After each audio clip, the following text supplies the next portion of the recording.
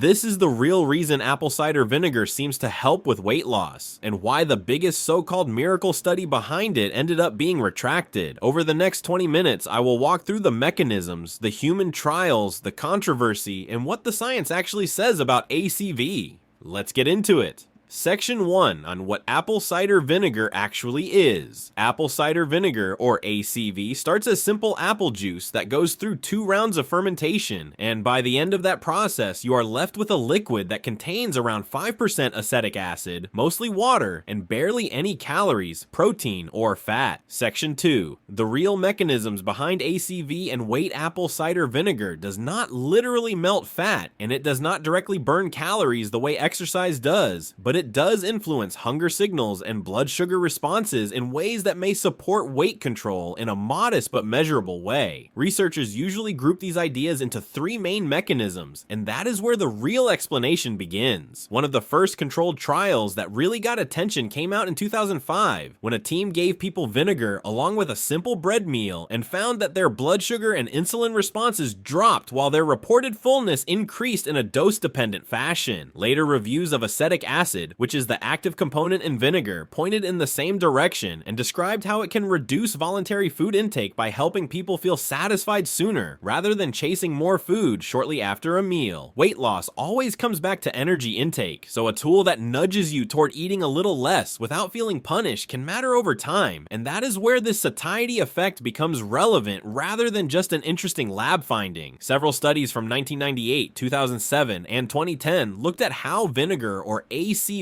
changes digestion when carbohydrates are involved, and the result was surprisingly consistent because gastric emptying slowed down and post-meal glucose and insulin levels dropped when people consumed vinegar with those meals. Cleveland Clinic later highlighted this pattern by explaining that delayed gastric emptying from ACV can modestly improve blood sugar control, particularly when someone eats a carbohydrate-heavy meal. More stable blood sugar often leads to fewer spikes and crashes, which meant cravings and random snacking become easier to manage, and that combination gives ACV a believable role as a small support for weight management instead of a dramatic solution. In animal experiments, acetic acid activated AMPK, a metabolic switch that encourages the body to burn more fatty acids and create less new fat, and mice given vinegar showed lower fat mass in those studies. These findings suggest a possible mechanism for fat metabolism, yet they came from animal and cellular work, not from long-term human trials. What those experiments really tell us is that ACV may reduce appetite, smooth out blood sugar spikes, and support better calorie control through several small pathways working together instead of acting like a direct fat-burning agent. Section 3. What human trials actually found. Human trials give us the closest thing to real-world answers. And that is where the story turns from simple hype into something more nuanced and a bit controversial. In 2009, researchers in Japan followed 175 obese adults for 12 weeks. And during that period, they gave one group 15 milliliters of vinegar per day, another group 30 milliliters per day, and a third group a placebo drink. When the trial ended, both vinegar groups showed statistically significant reductions in body weight, body mass index, visceral fat, waist circumference, and triglycerides compared with the placebo group. Those results remain some of the strongest controlled human data showing that regular vinegar intake can modestly support weight loss, and that is why this study still appears in almost every serious discussion of ACV and body weight. A second trial, published in 2018, looked at overweight and obese individuals who were already following a calorie-restricted diet, and the researchers asked one group to add 30 milliliters of ACV per day, while the control group continued with the same diet alone for 12 weeks. At the end of the study, the ACV group showed larger improvements in weight, body mass index, hip circumference, visceral adiposity index, triglycerides, total cholesterol, and appetite scores than the diet-only group. That combination of a structured calorie deficit plus daily ACV showed that the vinegar worked best as an addition to lifestyle changes, which meant it functioned as a booster rather than a substitute for the hard work of changing how you eat. In 2025, a meta-analysis pulled together 10 randomized controlled trials that included 789 adults dealing with overweight, obesity, or type 2 diabetes, and that paper gave the clearest overall picture so far. Many of the boldest claims about ACV, especially the idea that it can trigger weight loss of 6 to 8 kilograms in just 12 weeks, trace back to a specific 2024 trial from Lebanon that appeared in a BMJ group journal and focused on teenagers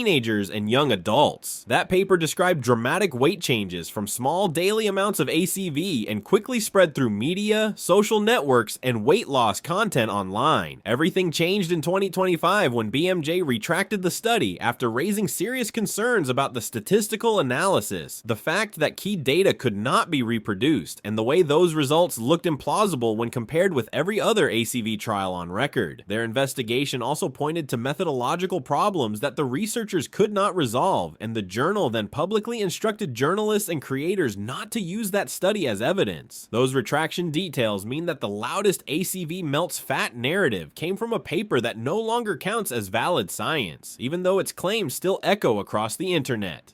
Section 5. What mainstream medicine actually says. Major medical institutions have responded to the ACV hype by looking at the same data and drawing cautious, consistent conclusions, and that contrast between popular claims and expert summaries matters if you care about evidence. Mayo Clinic, in a 2025 update, explained that apple cider vinegar is not likely to cause weight loss, and that research has not proved it helps people slim down. Harvard Health, in a 2023 overview, stated that scientific evidence does not support drinking ACV to control appetite or lose weight, and they framed the existing human data as limited and not very strong. Cleveland Clinic took a slightly more optimistic but still conservative stance, highlighting that ACV can help with blood sugar and short-term fullness, especially with carbohydrate-heavy meals, while still stressing that it should not be treated as a primary weight loss strategy. Taken together, those voices see ACV as a supportive tool rather than a transformation tool, which means any benefits need to sit on top of diet and activity changes rather than replace them. Section 6. How much ACV was used in studies? Across the main human trials, a clear pattern shows up when you look at dosage and duration, and that pattern helps separate realistic use from internet folklore. Most clinical studies relied on daily intakes between 15 and 30 milliliters of ACV or vinegar, which works out to roughly 1 to 2 tablespoons per day, taken consistently for periods of about 8 to 12 weeks. No trial used extreme doses far beyond that range, and none of the research proved long-term weight loss effects beyond roughly 3 months of use. A separate case report even described how someone who consumed large amounts of cider vinegar over a long period developed low potassium levels and bone problems, which meant heavy, chronic use carried real risks. When a recommendation pushes people toward very large daily doses, it steps outside the conditions used in these studies and moves into territory that the existing evidence simply does not support. Section 7. Side effects and safety data from clinical trials generally looked reassuring at standard doses, although side effects still appeared and need to be taken seriously, especially when ACV is used daily. Many participants tolerated 15 to 30 milliliters per day without major problems, yet reports still describe tooth enamel erosion, throat irritation, and stomach discomfort in some users. Other concerns showed up when ACV slowed gastric emptying, since that effect can worsen symptoms for people who already live with gastroparesis, and interactions with diabetes medications, diuretics, and certain supplements added another layer of complexity. The case report linking heavy cider vinegar intake to low potassium and bone issues illustrated how long-term overuse can strain the body in ways that do not show up in short-term trials. Because of these issues, most experts recommend diluting ACV in water or food and taking it with meals, which lowers the risk of enamel damage, throat irritation, and digestive trouble while still matching the way it was used in research. Section 8. So what's the real reasons ACV helps with weight loss?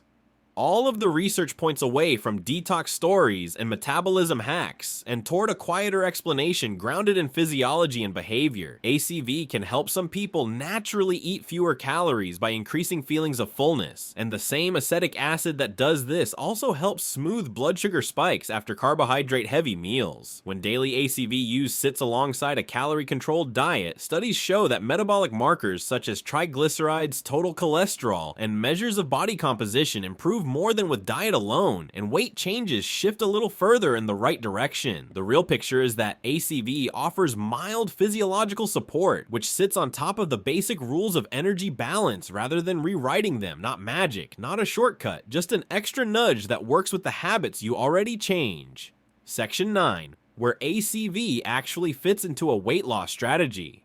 The most honest way to describe ACV's role in weight management is to lay out how it behaves under different conditions, using the same language that appears in the research. On its own, the effect is small and modest, showing up as minor changes in weight and appetite that will not override a high-calorie diet. When paired with a calorie deficit, the effect becomes stronger, and trials like the 2018 Iranian study show clearer improvements in weight, BMI, and appetite compared with dieting alone. As a long-term standalone strategy, there is not enough evidence to say that ACV keeps driving weight loss beyond the shorter study windows, and the data simply do not exist to make bold promises about extended use. Used as a replacement for lifestyle change, ACV does not work because no trial has shown it can undo the impact of continued overeating or inactivity. That combination of findings positions ACV as a bonus habit, something that may help with hunger control and metabolic stability, while the real progress still depends on what and how much you eat and how you move. Conclusion: we started with the promise wrapped around apple cider vinegar and then unpacked what the science actually shows, from early satiety trials all the way to a 2025 meta-analysis and a high-profile study that was removed from the record. The evidence points to modest benefits at daily doses of 15 to 30 milliliters, with improvements in weight and metabolic markers that fall far short of the dramatic claims that spread online. One of the most influential miracle stories about ACV and weight loss came from a study that ended up retracted, while the sturdier evidence paints a far quieter picture of better satiety, steadier blood sugar, and small metabolic shifts that support but never replace the basics of calorie control. If you want more deep dive breakdowns like this, Zane Steele will keep walking through the research so you do not have to.